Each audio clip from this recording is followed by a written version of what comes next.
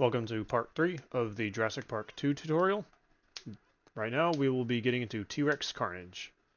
This level is very straightforward. There's only a few optimizations we do. So, let's get into it. This is probably the easiest level in the game. When you're going through this level, the ammo that you'll use isn't too strict, but you don't want to really use your shotgun and your grenade launcher too much, because we will be using the majority of those two weapons for the T-Rex chase at the very end. So when you're going through this level, try to use just your SMG or your tranquilizer or your standard rifle. You probably want to stick with your standard rifle for the most part, because there is no ammo pickup throughout the level. There's no ammo caches. You can use a few shots here and there of your shotgun or your grenade launcher, but for the most part, you want to try to avoid all the enemy encounters as best you can, and if you have to, then try to use your ammo a bit sparingly. So, let's get on with it.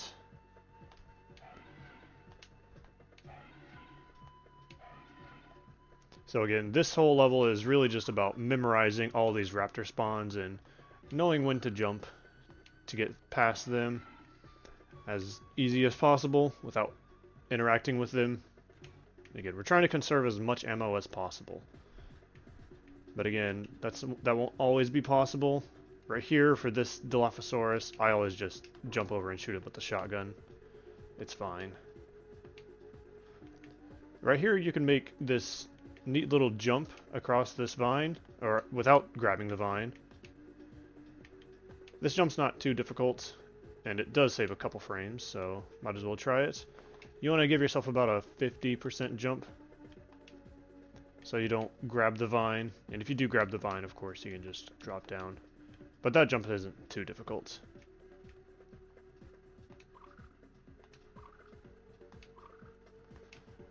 Here you can just shoot this Dilophosaurus like this if you'd like.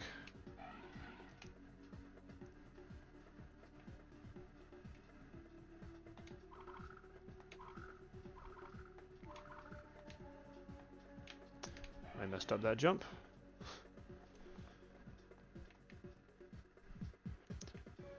Pretty much whenever you drop down from a vine on this level, most of the vines do have a raptor that will chase you or come in from the right immediately after the vines. That's kind of the key with this level, is a lot of these vines have those raptors that will come after you drop down. So after every vine, you might want to jump after you drop down, except for that vine right there. That's the one vine that doesn't have a raptor guarding it.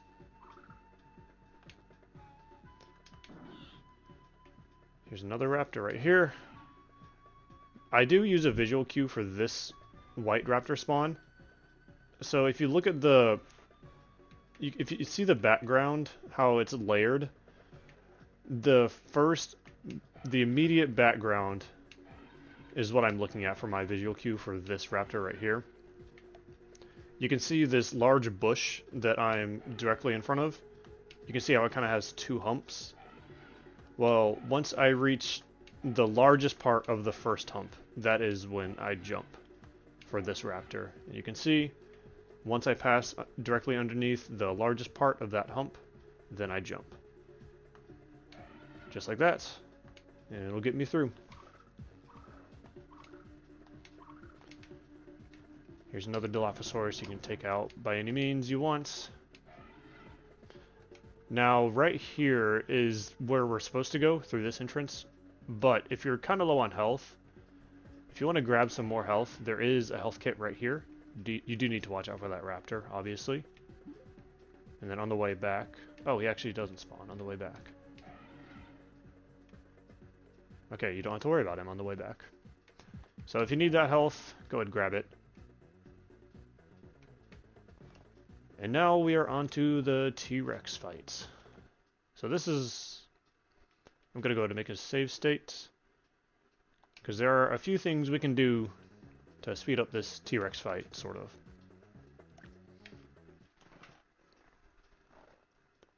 So when we load in, we're supposed to jump onto the car, obviously, and that'll start it. But we can jump onto the car early, and we do that by jumping to the left. As soon as we spawn in, you want to jump into the left. But you only want to give yourself about a 30% jump, so you can actually jump onto the car. If you do a full jump, then you'll just jump over the car. Like, well, sometimes you'll jump over the car, depending on how you time it. So, yeah, see, I missed it that time. Give yourself about a 30 to 50% jump, and you'll be able to make it onto the car. Too short of a jump, and you'll just miss the car entirely. But if you miss it, if you do miss the car, then it's fine. It's no big deal. I will warn you, however, if you start the chase and you accidentally jump again like this, it is possible you will die. The T-Rex will kill you. It'll just straight up kill you. Doesn't matter how much health you have. I don't know why that happens, and I can't really seem to replicate it. So like you jump onto the car, but you accidentally jump again. Is when sometimes the T-Rex will kill you. But yeah, that is something to be aware of. I don't know why it happens, but it does sometimes. So anyways, just give yourself a small little jump, and you'll jump onto the car like that. So during this chase sequence, you're going to use the remaining bit of your shotgun ammo and your gas grenade.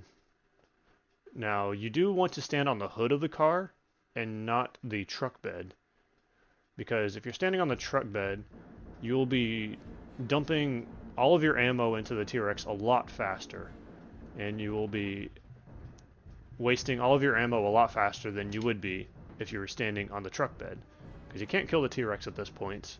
You're just slowing him down. So it doesn't matter how much damage you put into him,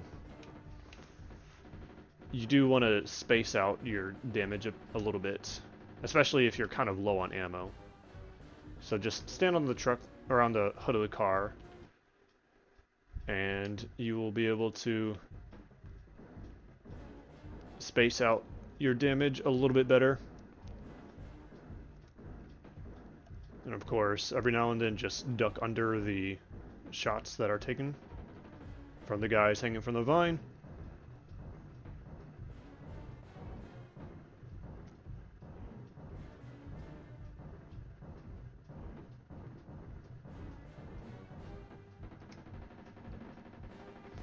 Now we're coming up to the end.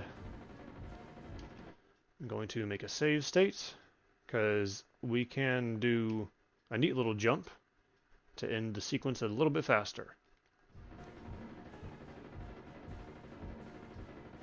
So normally, you would jump and grab the vine, and then drop down, and the mission ends. But you can do what's called the Vineless Escape, and that is exactly as it sounds. You escape the T-Rex without grabbing the vine.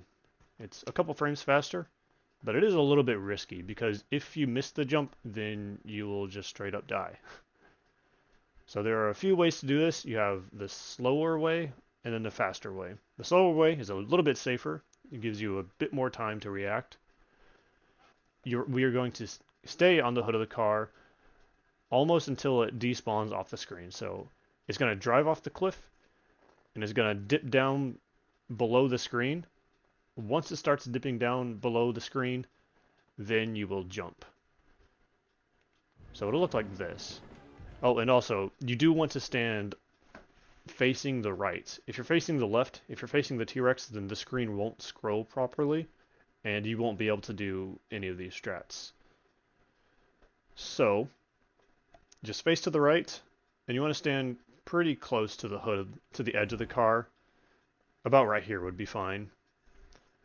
So the car is going to drive off the edge, dip down below the screen, and then you will jump. So it'll look like this. Just like that. That gives you... That strat is pretty easy. Now, the next strat is a little bit more risky. We are going to immediately jump after the car drives off the edge. You're not going to wait at all. And you're just going to tap jump. You don't want to hold it because then you'll just grab the vine and you won't be saving any time really. So just tap jump. And again, this time you want to be pretty close to the edge as well of the car. You're going to tap jump and then hold right. And you're going to do that as soon as the car drives off the cliff. So it'll look like this.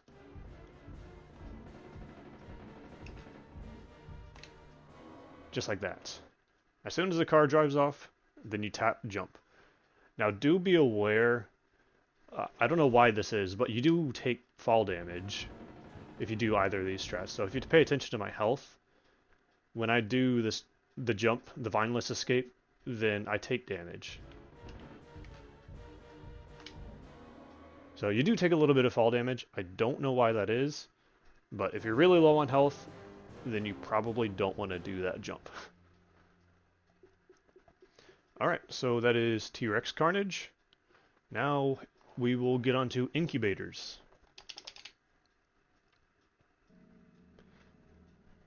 Alright, so this level, there is very little health throughout the level. There is one that's kind of out of the way, and it's at the very end of the level, so it might not even be worth it anyways, since you're past all the hard parts. And ammo, you should have plenty of ammo for this level. And you even come across an ammo cache along the way, so ammo should be fine. So anyways,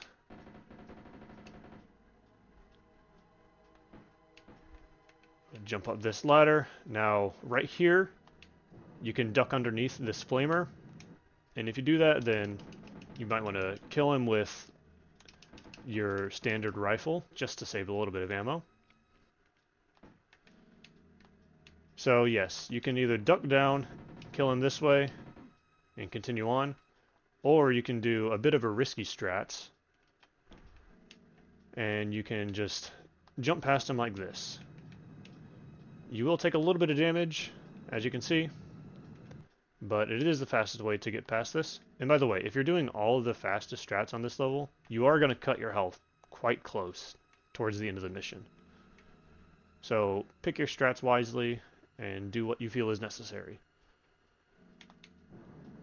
So again, just jump like that, and you'll get past him with minimal damage.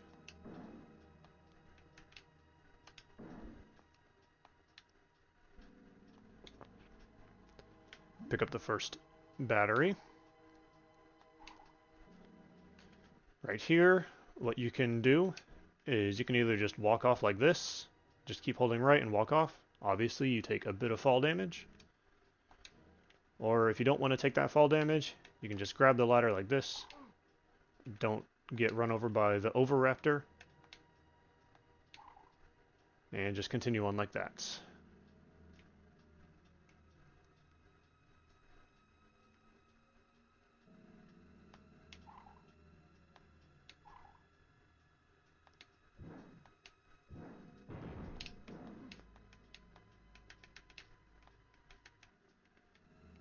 Okay, so coming up to this ladder, there is this Bazooka guy who is guarding it. Now there's an interesting property with SNES games. I don't really know the technical reasons behind this property, but there's something called a screen wrap where, for example, in this position right here, the Bazooka guy is going to spawn to the left, obviously, as you saw before.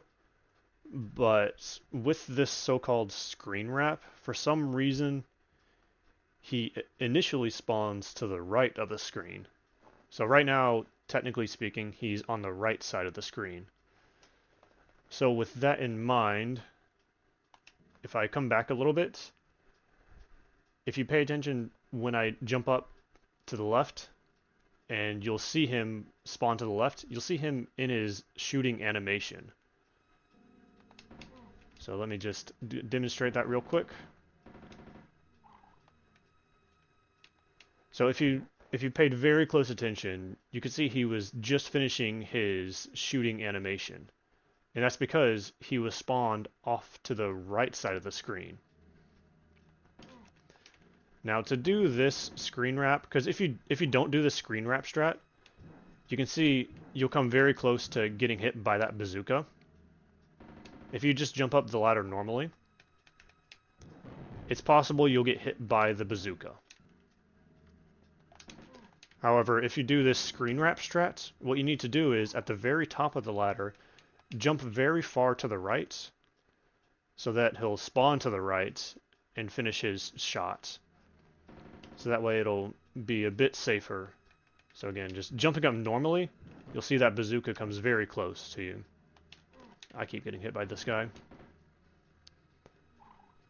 But if you jump to the extreme right, once you get to the top of the ladder, you'll be able to get past him. That first bazooka he shoots out sort of despawns in a way. You could think of it as a despawn, but it's not technically a despawn. So just jump to the extreme right once you get to the top, and you'll be able to continue on. Obviously, if you don't want to do that, you could just get to the top of the ladder and shoot him. Just like that. You do want to be careful if you go a little bit higher like this. The bazooka might hit your hand and he will hit you. So just be aware of that. So again, that screen wrap strat, just one more time. Once you jump to the top of the ladder, just jump to the extreme right. Just take a wide right. Okay, I failed at that time. But just take a wide right. Like that. And you'll be able to get past him. And sometimes he will shoot you in the back of the foot. So be aware of that.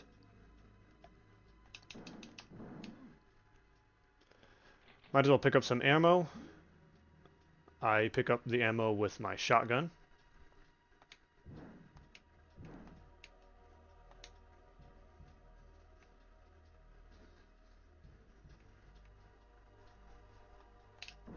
Right here, just go ahead and kill that guy.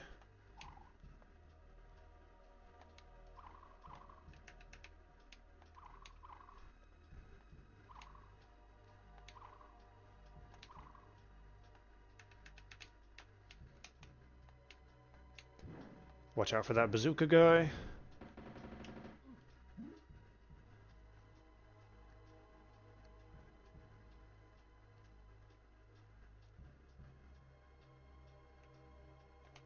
Here's the double bazookas.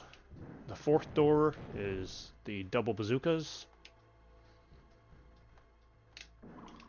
Another flamer you can kill however you feel is necessary.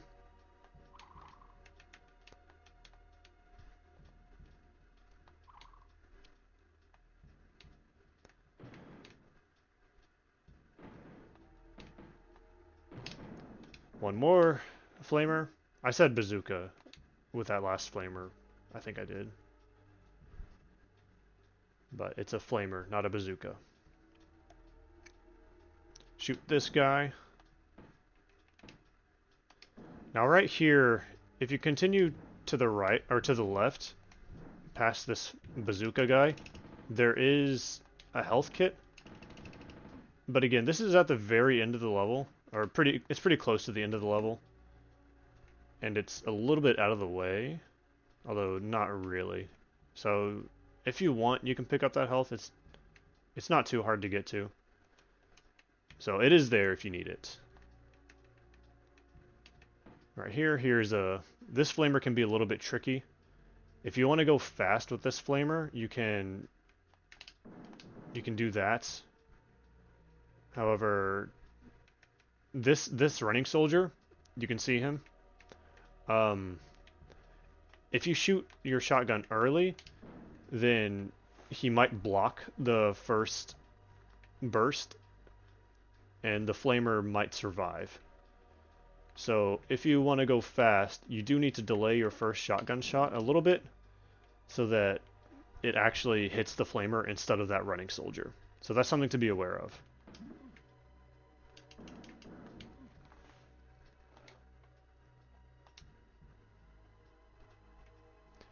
Alright.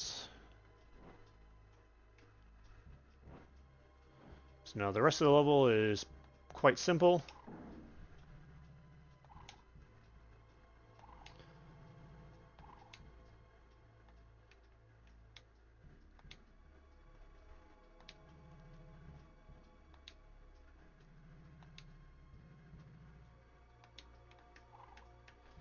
Now, the level ends when you kill the 4 scientists. So sometimes you might miss killing this guy if you're going really fast. If you do miss him, then you do need to come back and kill him.